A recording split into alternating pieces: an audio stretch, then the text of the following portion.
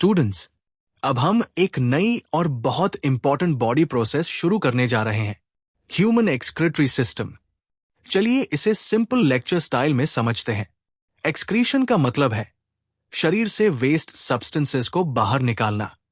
हमारे शरीर की सेल्स लगातार कई लाइफ प्रोसेसेस करती रहती है, जैसे मेटाबॉलिज्म और रेस्पिरेशन। इन एक्टिविटीज के दौरान शरीर में कई वेस्ट मटेरियल्स बनते हैं, जैसे यूरिया, एक्स्ट्रा सॉल्ट्स और एक्सेस वाटर। अगर ये वेस्ट सब्सटेंसेस शरीर में जमा हो जाएं, तो ये हार्मफुल हो सकते हैं। इसलिए शरीर इनको ब्लड स्ट्रीम में रिलीज कर देता है। ब्लड इन वेस्ट्स को लेकर उन ऑर्गन्स तक पहुंचाता है, जो इन्हें शरीर से बाहर निकालते हैं। इन सभी ऑर्गन्स को मिलाकर बनता है ह्यूमन एक्सक्रीटरी सिस्टम। और इस सिस्टम का सबसे इंपॉर्टेंट ऑर्गन है kidney. Kidneys the main organs of excretion. Kidneys human excretory system के मेन ऑर्गन्स होते हैं। इनका मेन फंक्शन है ब्लड को फिल्टर करना और urine banana. Kidney location, size and internal structure. Kidney एक बिन शेप्ड ऑर्गन होता है। ह्यूमंस में नॉर्मली 2 किडनीज होती है। ये एब्डोमिनल कैविटी में होती है। बैकबोन के दोनों साइड्स पर एक एक किडनी होती है। ये रिब केज के नीचे और बॉडी के पीछे की ओर स्थित होती है। एक इंटरेस्टिंग फैक्ट यह है कि राइट किडनी थोड़ी नीचे होती है, क्योंकि उसके ऊपर लिवर होता है। Size of kidney. Her kidney लगभग इतनी बड़ी होती है, 10 to 12 centimetre long, 5 to 7 centimetre wide, 2 to 3 centimetre thick. एक अडल्ट में किडनी का वेट लगभग 120 to 150 ग्राम्स होता है। छोटी होने के बावजूद किडनीज रोज लगभग 180 लीटर्स ब्लड डिराइव्ड फ्लूइड को फिल्टर करती है। Kidney protection cover, renal capsule. Kidney के बाहर एक प्रोटेक्टिव लेयर होती है, जिसे रिनल कैप्सूल कहते हैं। ये एक thin but tough fibrous covering होती है, जो कनेक्टिव टिश्यू से बनी होती है। रिनल कैप्सूल के मेन फंक्शंस है किडनी को फिजिकल इंजरी से प्रोटेक्ट करना, इन्फेक्शन से सुरक्षा देना, किडनी की शेप और स्ट्रक्चर को मेंटेन करना, entry of impure blood.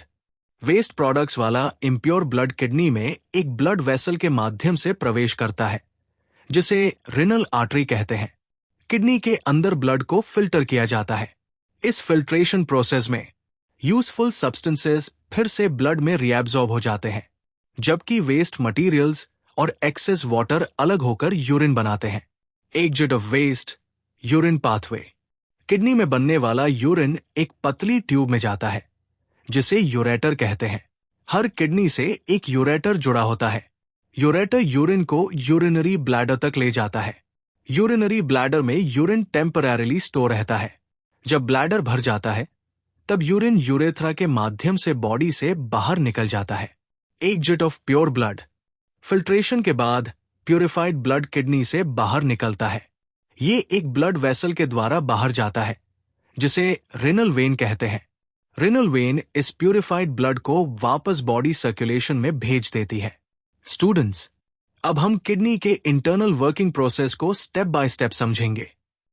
Renal artery kidney के अंदर जाकर कई छोटी छोटी ब्लड वेसल्स में डिवाइड हो जाती है।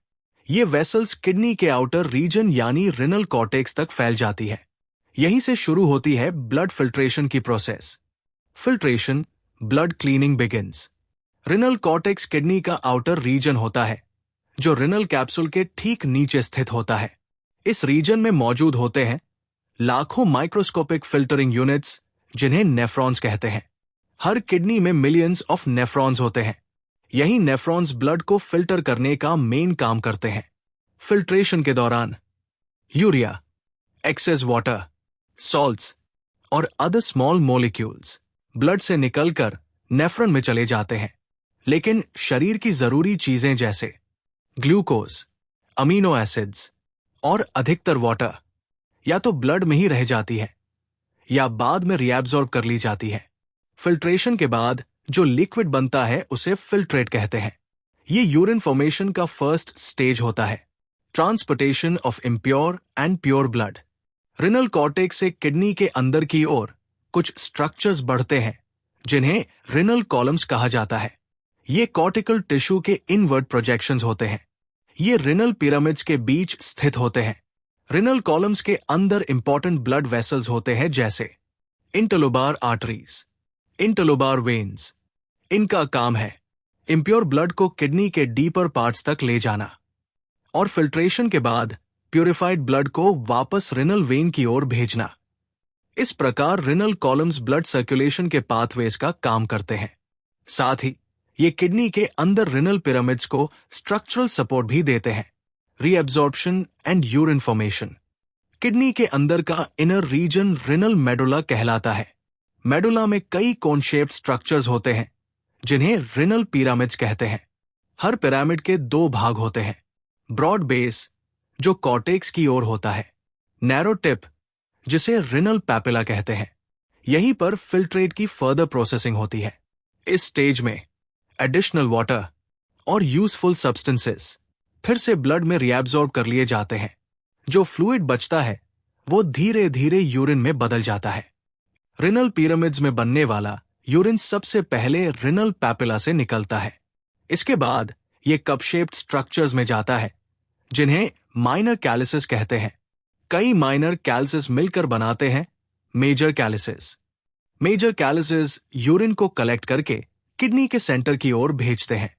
मेजर कैलिसेस से यूरिन एक फनल शेप्ड कैविटी में प्रवेश करता है जिसे रिनल पेल्विस कहते हैं।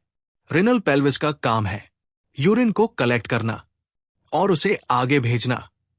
यह कैविटी धीरे धीरे संकरी होकर एक ट्यूब बनाती है जिसे यूरेटर कहते हैं। यूरेटर यूरिन को यूरिनरी ब्लैडर तक ले जाता है।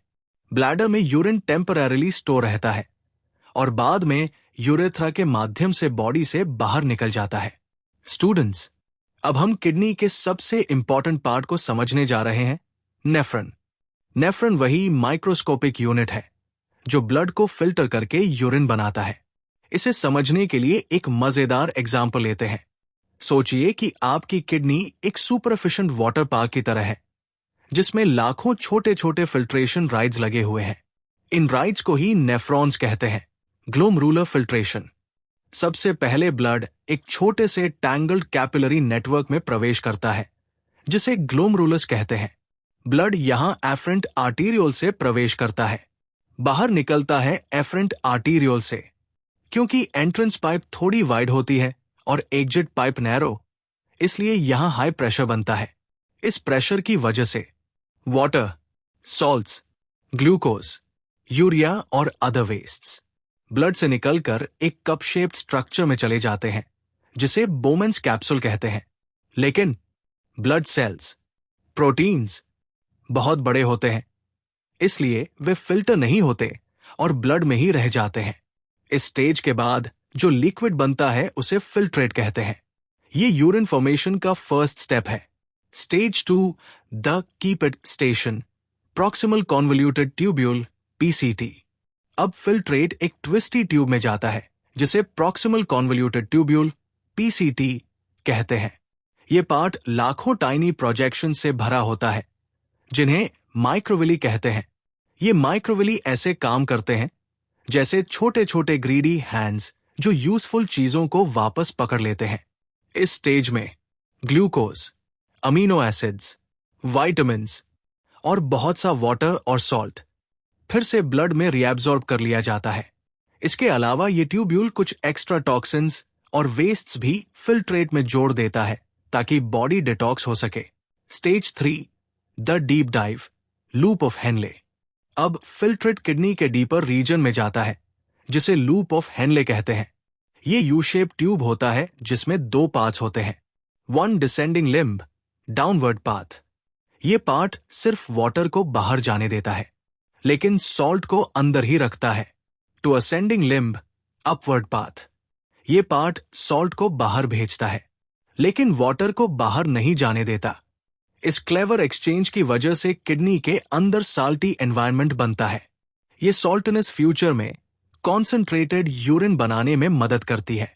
Stage 4, the control room, distal convoluted tubule, DCT। अब फिल्ट्रेट एक और ट्विस्टेड ट्यूब में आता है जिसे डिस्टल कॉन्वोल्यूटेड ट्यूब्यूल, DCT कहते हैं। ये किडनी का फाइन ट्यूनिंग सेंटर होता है। यहां बॉडी के हार्मोन्स आकर इंस्ट्रक्शंस देते हैं। उदाहरण के लिए एल्डोस्टेरोन हार्मोन का आदेश, मोर सोडियम रिएब्सॉर्ब करो। दूसरे हार्मोन्स कहते हैं कैल्शियम बैलेंस मेंटेन करो। इस स्टेज में बॉडी सॉल्ट, आयॉन्स और एसिडिटी लेवल को परफेक्टली एडजस्ट करती है। Stage 5, the final check point, collecting duct. अब कई नेफ्रॉन्स का फिल्ट्रेट एक बड़ी ट्यूब में मिल जाता है, जिसे कलेक्टिंग डक्ट कहते हैं। यह फाइनल डिसीजन पॉइंट होता है कि बॉडी कितना वाटर बचाएगी। यहां एक स्पेशल हार्मोन काम करता है, ADH, एंटी डायूरेटिक हार्मोन।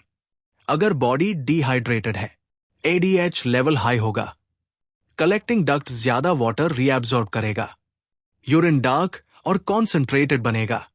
अगर बॉडी वेल हाइड्रेटेड है, ADH लेवल लो होगा, वाटर रीएब्सॉर्ब नहीं होगा, यूरिन क्लियर और डाइल्यूट होगा। अब जो फ्लूइड बचता है वही फाइनल यूरिन होता है। ये यूरिन आगे किडनी के ड्रेनेज सिस्टम से गुजरते हुए collecting duct to renal pelvis to ureter to urinary bladder तक पहुंच जाता है और बाद में यूरिनेशन के समय बॉडी से बाहर निकल जाता है।